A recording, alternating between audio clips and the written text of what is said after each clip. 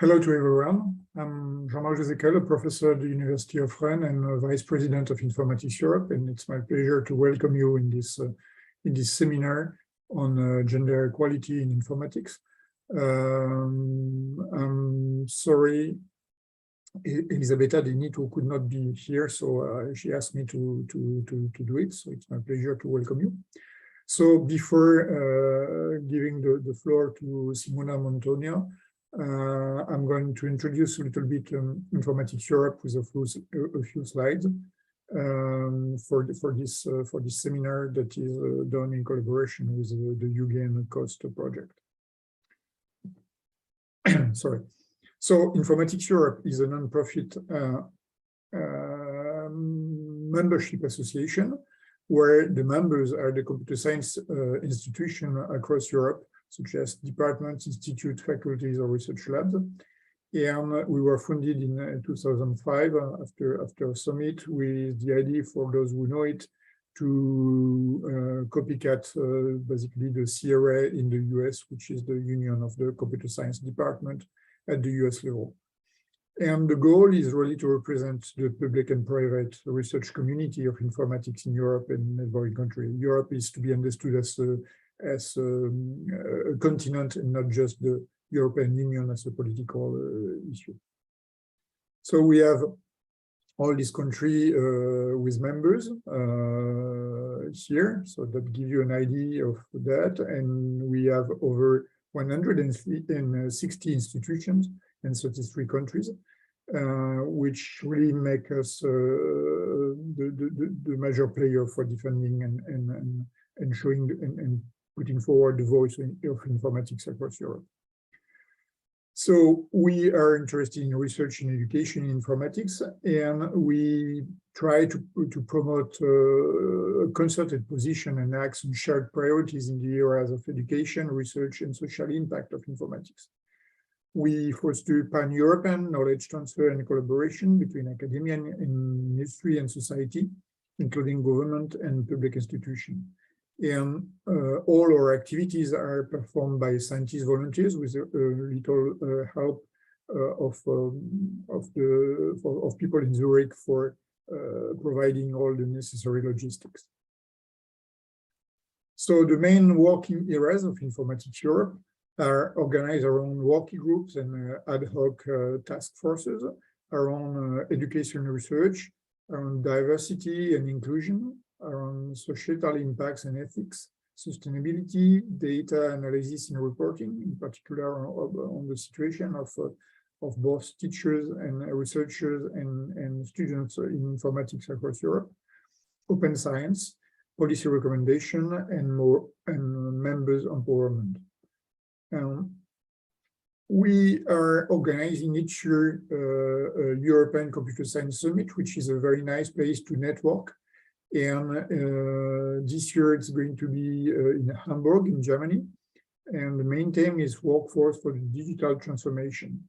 There is a few days with many activities, and most relevant to you probably because you're attending this seminar are on the Monday, the early career researcher workshop, on the Tuesday, the Informatics Europe Award session, and probably most important on Wednesday, the WIRE UGAN workshop, whose theme is attracting and retaining female students from bachelor and master to PhD, which is really connected to the talk of today. We also provide a few services, such as an online academic leadership development course and a residential academic leadership development course. Both have got in the past very good opinion from the people attending, and so it's really a good way of learning out of the box and how it works in other countries here. So there are many possible updates, and here you have a few links on the social network to follow Informatics Europe, such as on Twitter and on LinkedIn. This webinar here is done in cooperation with UGAN, which is a COST action. So, and it's now time for me to introduce the speaker of today, who is Simona Motogna. Simona is a professor in computer science at the Bolyai University. And she leads the software engineering research center there. Her research interests focus on empirical method and software quality.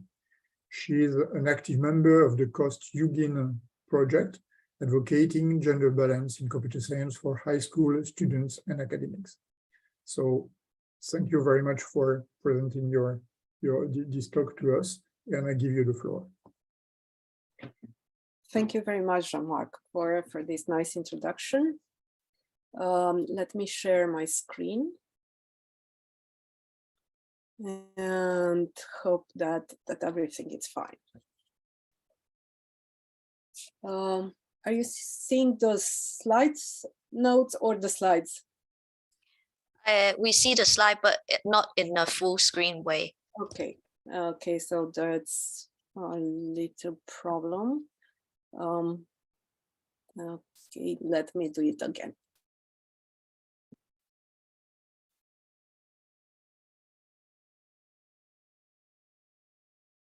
No? Still the same with 2 slides. Oh, okay. Now it's better. Yes. Thank you.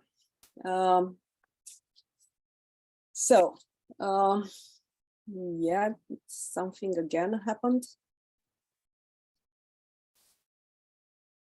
Okay. So my title of the Excuse me, we're back to the multiple slide view. We're no longer the full screen. Yeah. Yeah, good. Thank you. So the title of my presentation is Challenges on Academic Path for Female in Computer Science. And I want to start by saying a few words about myself. As Jean-Marc mentioned, I'm a professor in computer science at the Bolyai University, focusing in research on software quality and empirical software engineering. I should say that this was not my initial path. I've worked at PhD at formal specification, then in a research group concerned with model-driven architecture. And it's just to show you that sometimes we need to change focus in order to find our place in a working space. I also been involved in entrepreneurship and innovation in computer science, both at mentoring students, but also at university policy. Currently, I serve as a vice president of the University Senate, and I had previous 8-year experience in management at the level of the faculty. And I'm also part of the UGAIN project, which I think is a very nice initiative in supporting women towards their career in computer science. I should say that I also am a proud mother of 2 boys, but I also have a lot of hobbies, travel, skiing, and so on. And this is just to show you that it is possible.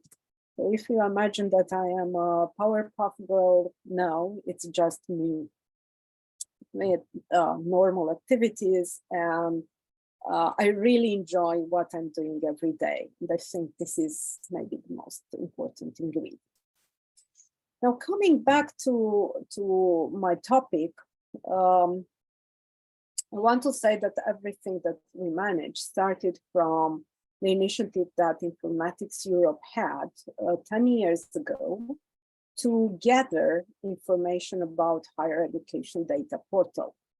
I don't know how many of you are familiar with these reports. There is also, for example, another report concerning PhD studies. But this higher education data portal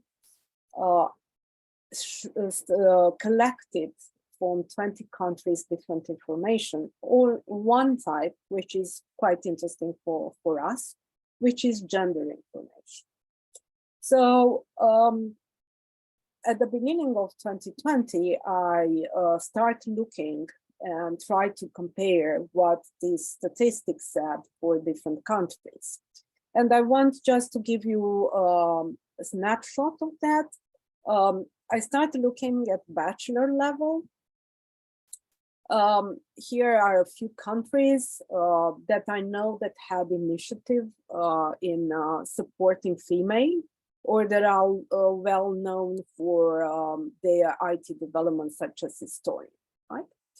And we look first at bachelor students that come. So this is the first year enrollment, the percentage of women that starts studying computer science. And there are different types. So you can see Romania is green, and it seems that we are doing great. I don't want to brag. This has its own benefits later, you will see, but not. This is not the purpose of our study. We also look at the degree awarded. So they started, but do they drop out? How they finish, and so on. And as you can see, that the graphs are not the same. So there is a difference how they start and how they leave. Now, what struck me here is, for example, what happened in the Czech Republic, where if they started, the Czech Republic is the orange one. They started from 10% and managed in 2018, 2019 to reach 18%. So that was, okay, it doesn't seem much, but it's almost double, right? So maybe you know from previous webinar where Bara Buchnova presented about the Czechitas, which is a very nice national initiative in Czech Republic. What happened at the master? And the master, again, we seems that there is no pattern like in bachelor. So if we look at the students who are in master, we can see, for example, the same raise in Czech Republic. We can see, for example, in Estonia in 2014, until 2015, things were dropping down, and then something happened and started improving. So there must be explanation for it. And also something similar happens in degree or awarded, although you can see that the graphs may become a kind of variations. And also the Informatics Europe portal provides data for PhD students, which is very helpful if we think, because up to bachelor and master studies, we cannot see that we can talk about an academic career path. But from the PhD, then we start a little about it. So we can see that, again, for Romania, the numbers are okay in terms of number for all, although there is the variation. There is a slight increase in some of the countries, but still there is not a significant number. The same happened with the degrees associated that were awarded in computer science. Maybe you know, actually, the computer science is seen as a very broad domain. There are different specialties that are associated with it. If you look at the report and at the data portal, you will find which kind of specialties were actually included in this computer science domain. One thing that I want to mention is, for example, that we manage for one even to exceed 50% in the numbers of PhD degrees awarded. So actually there is the normal where we should be around the 50% in terms of female graduates. It also gives us the possibility of having so many data to see, is there a difference between bachelor, master, and PhD studies? What can happen? And looking at these graphs, actually for Romania, the data are available only from 2014, 2015. That's why the graph seems only half of them. And then thinking about this, we say, okay, if we think at the academic career, there is definitely a path that should be followed: bachelor, master, PhD. Right? You cannot be an academic without these steps being followed. And we ask ourselves, is there a pattern? Is there some recurring issues when we drop the number of female? So if we start well or if we don't start, how it should be. And when this happens, this is important. Does it appear at master level, does it appear at PhD level, or what is the problem that it generates? We want to understand the reasons why.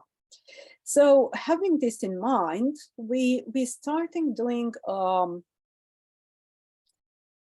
longitudinal studies, so not trying to understand, for example, why PhD students drop or why master students drop, but trying to follow that career path and comparing what happens in case of master students with PhD students and with academic staff.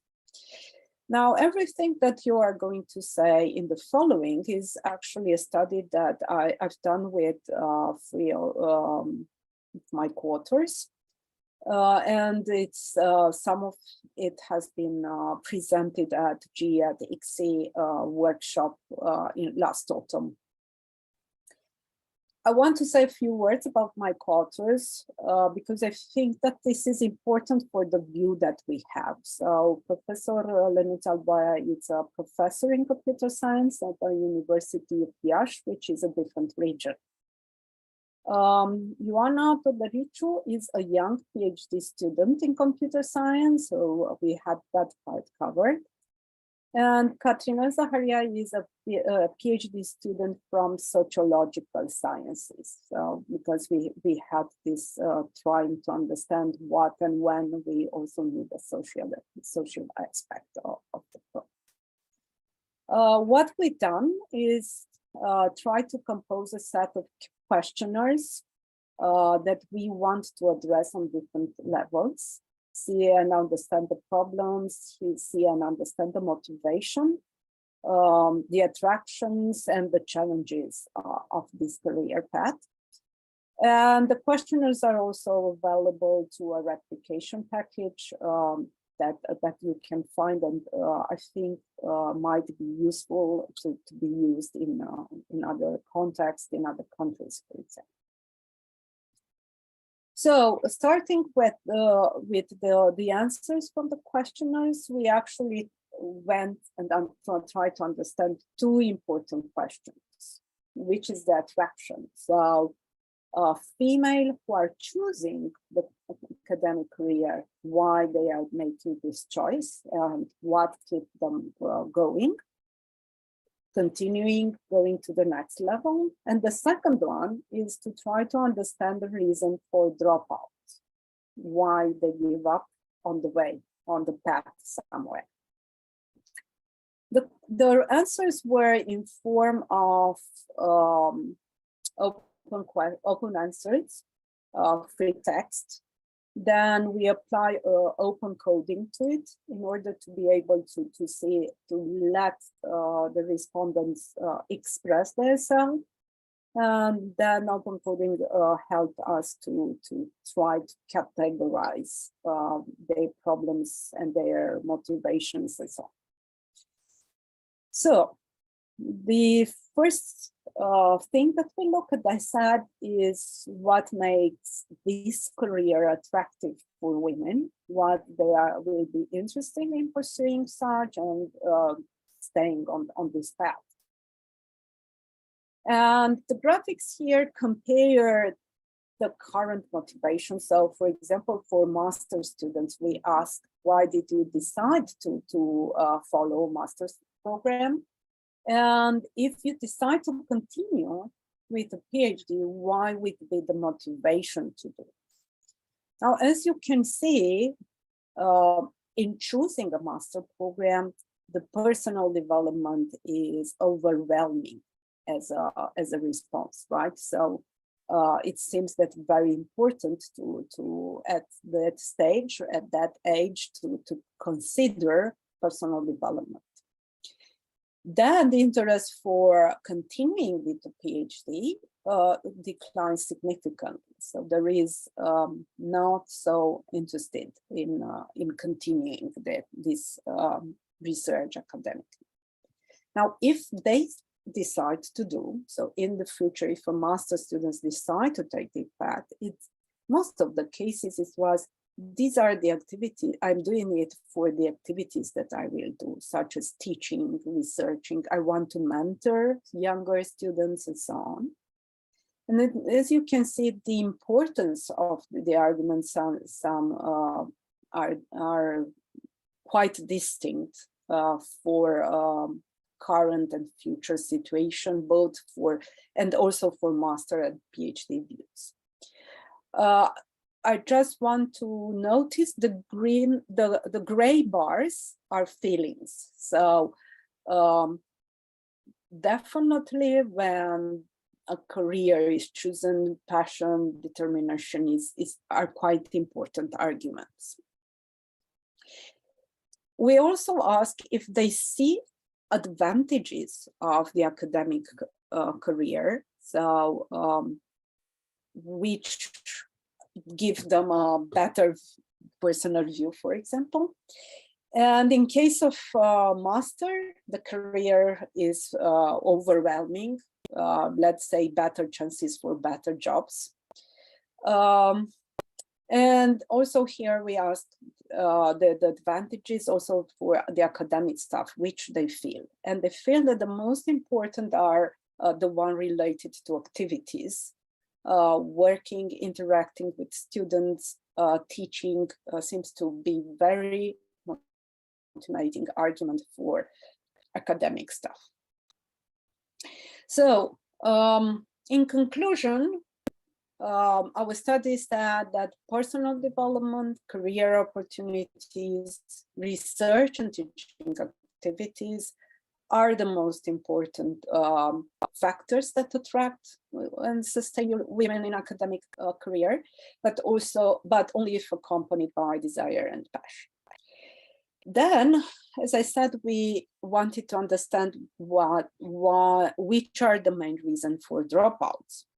So we look at it as which are the disadvantages. So what they feel they it's a simple job to go somewhere else, for example, in a company, rather than in academic path. Now, these graphics represents the main categories, and that's definitely clear. We had more answers at master students than at PhD students, and this is what is reflected. But what actually was surprising for us, and I think it is an alarming sign, is that a lot of PhD students think that there are disadvantages.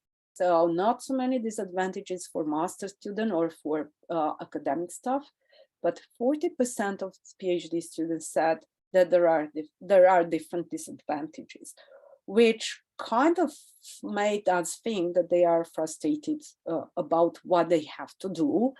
And as you can see, the workload, right? So multiple tasking, workload seems to be the most important arguments that they see as a disadvantage. Now, if we look at feelings, they do not seem to count so much. There are career and workload are bring more disadvantages than feelings, but we do, when doing our study, we thought that the way they put it, the words they have chosen are very strong, and they transmit something very important. So overwhelmed, disappointed, stress, frustrated, which definitely do not help staying on the academic career path. And then we ask also about the challenges, the difficulties that they say, and there is a kind of, let's say, similarity between PhD and academic, where they said that that's important. You can see that the trend is the same for workload, working environment, career feeling. The PhD student also seems to have a problem with communication. Again, the most important challenge is about workload, work-life balance, time management. These are most pressing, but also the one that we have classified saying working environment. Lack of mentoring, lack of collaboration, lack of teamwork, and also bureaucracy. So if we would conclude about this dropout, we will say that there are a lot of disadvantages and difficulties associated with an academic career, but the main risk can be summarized in financial factors, workload, but also in feelings. And maybe the first part with having a different reason, different disadvantages, different difficulties may not sound new, and we don't say that it's maybe just confirming something that maybe all of us have experienced and know. But the main question is if these findings of our study can lead to something. So this is the most important lesson that I think in order to think at possible solutions. Taking into consideration about the emotional implication of our respondents, what I think it's important is to try to offer role models. Show examples of female colleagues that succeeded. I didn't do that. Even say yourself what you are doing and how you are doing. That's a very important example for your students, especially for women students. And I will just say I reconnected after a long time with a former student, which I found on LinkedIn, and she has a wonderful career, had a PhD and working at the research institute in Finland, and I congratulate her for her career. And she said, her answer was so emotional. And so she said, it was so important for me to see that this is possible, that women can go and have a research career. And this is, this helped me very much. I was impressed by her answer. So also mentoring program, I know also for the, there are different faculties that are offering this. There is also initiative from ACM offering mentoring, local communities, and it really helps. There are also department level, faculty, university level policy that matter. And maybe some of you also know about the initiative of Informatics Europe with the Minerva Award, which is rewarding such initiative at the department level, and being for quite a while. There are definitely stories that we can present how it changed. I think that also something that we didn't thought and might include are personal development, self-esteem, for example, communication improvement that can be workshops, seminar organized. From last year, there is this workshop organized by Informatics Europe for young scientists, and I think that's a good thing. And in the end, I should mention also financial, which was mentioned in several oral responses, but I think this is a general problem for computer science domain compared to other fields where there are plenty of jobs offering in the industry. We are very well paid. And this, especially when you are young and in need for, I don't know, a car, a home, and so on. This is an important issue, but not necessarily related to women, but to computer science in general. So this being said, this was my short presentation. If there is anyone who would like to get more information about the work that we've done, I will be more than happy to continue the discussion, provide questionnaires and so on. So this is my email here. And I will be more than happy to answer questions. Thank you very much for this presentation. If you want to know more about the numbers, there is a very interesting data portal on higher education on the website of Informatics Europe. So anyone who would be interested into, working on the numbers and basically extracting knowledge from this number, you are just welcome. I'm just copying the website on the chat if you want. So it's there. Sorry, no,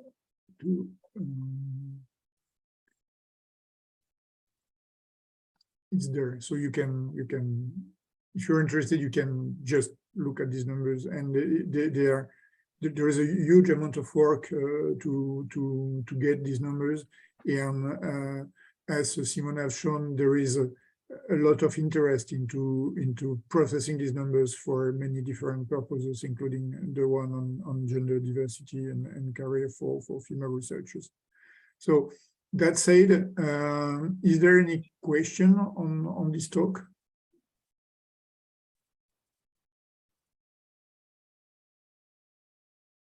I don't see any hand raised, but maybe you can also directly talk if someone wants to.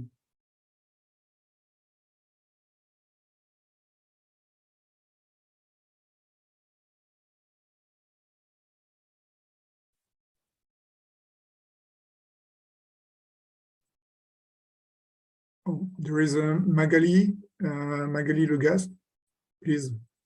Hello, do you hear me? You don't hear me. We hear you very, very low, maybe.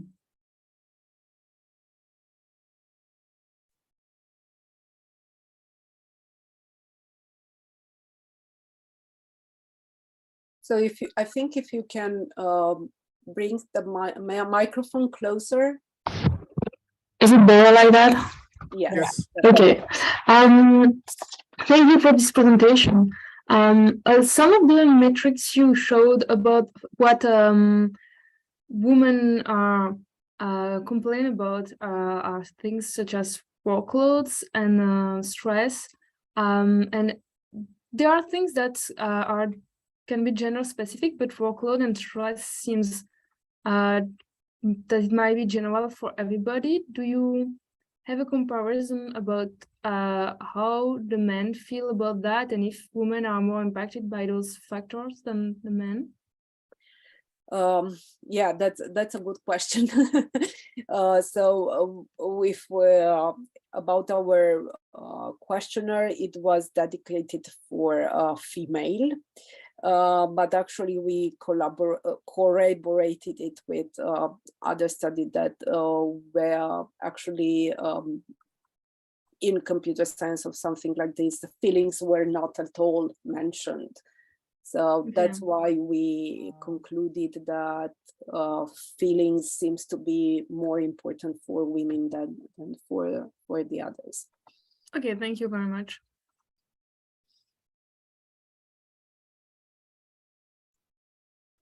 Thank you, Magali. Is there any other question? I'm sorry, I was quite curious, Magali, where are you from?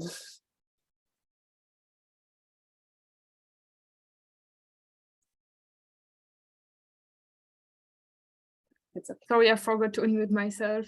I'm from Belgium and I'm a PhD student there in computer science. Okay, nice meeting you. Thank you. And welcome. Lanuta has a question, I think. Yes. Thank you. Thank you very much. Actually, it's not a question. Actually, I would like to ask Simona to mention about our reproducible experiments. So in other countries, the same experiment with the same question can be used. Simona, maybe you can mention a few things about that.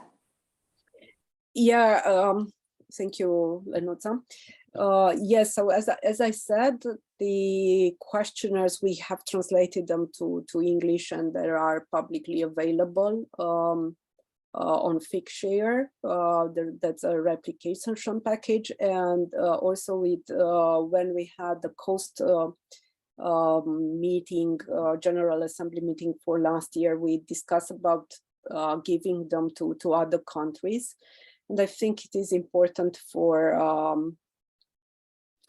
to try to see which is the situation in other country compared to Romania, and see if there are similarities or it's totally different. So I think that will be very interesting to see which is the situation in other European countries.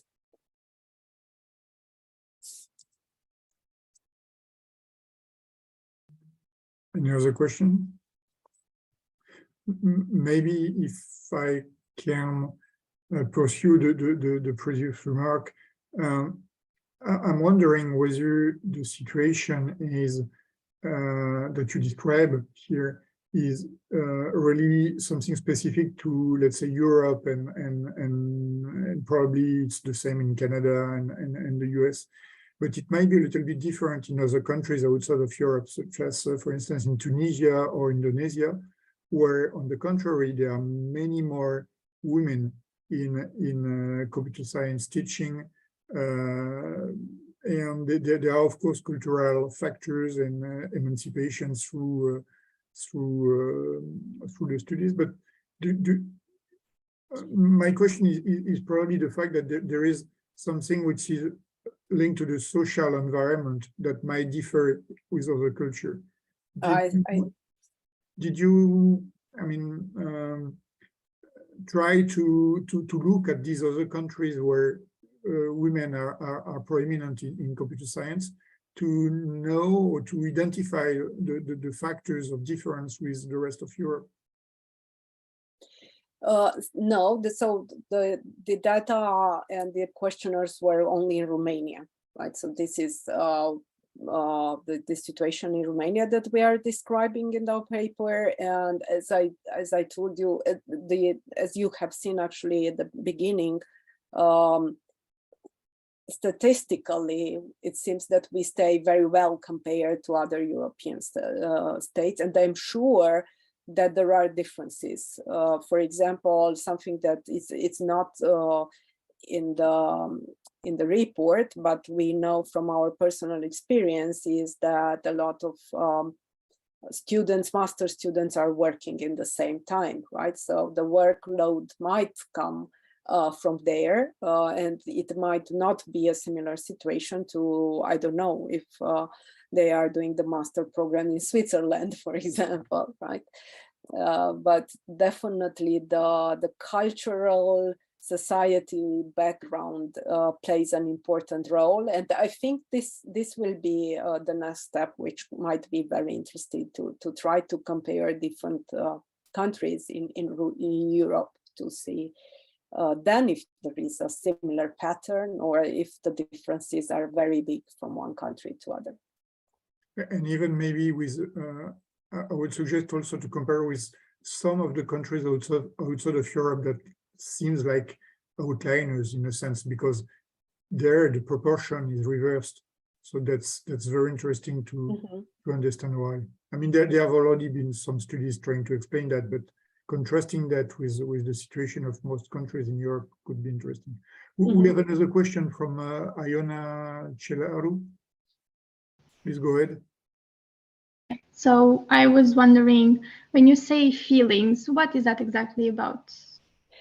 Okay, so this, when we sense it is what we thought it is the best way of grouping together or finding a name for the category, because we look at the answer, and then when you do open coding, you try to process the words that are there, and we put in that category different words such as desire, passion, pleasure, ambition, passion and ambition, I think, and desire were the most obvious one. I've seen the question, and I had time to prepare to open my Excel with that. So, also curiosity. So when these were the positive, right? So this was for the first part. Then when we look for what to drop out, then, as I said, frustration, stress, and so on, effort, that were the most common one. Okay, so I think I got it. Another thing would be the fact that you said that the study was conducted during the pandemic, and you did the comparison with another study that was more general, like gender neutral. And was it that performed also during the pandemic, or maybe the results or the outcome could have been affected by the fact that we were in a pandemic and in lockdown? Do you think that's a possibility? Yeah, that's something that we actually didn't thought about because we didn't target it. If you are working online, if you had, I actually feel that some of the people find that it was easy to do it online because they don't have to waste time on way and so on. So actually, sometimes only the accommodation to the online took longer, but not the pandemic itself. So yeah, this is one thing that we didn't thought about. Good question. Yeah, we should have. Thank you. Eva Susanna Jenkuzova, sorry for mispronouncing your name, probably. You also have a question, please go ahead.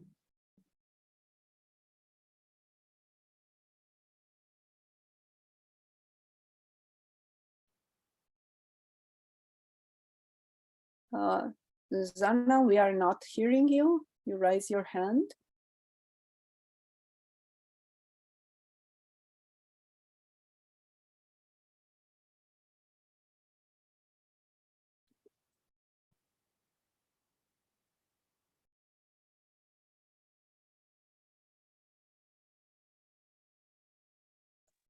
If you have trouble for asking your question, you can maybe write it in the chat, and I will spell it out.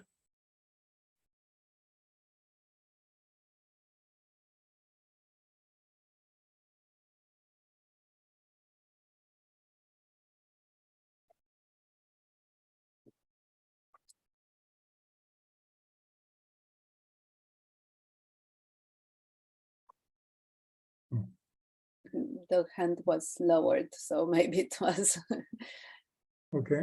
just a mistake. Any other question? So maybe we can end this session here by thanking again very much Simona Motogna for this very nice talk, and hope to see you soon in ECSS for the UGAN workshop at least. And there are many other events such as the early career workshop. If you cannot attend the 3 days, you can also register just for 1 day of one of these events. You feel free to do that. So thank you very much again, and we are going to stop here. Bye. Thank you, everybody. Thank you.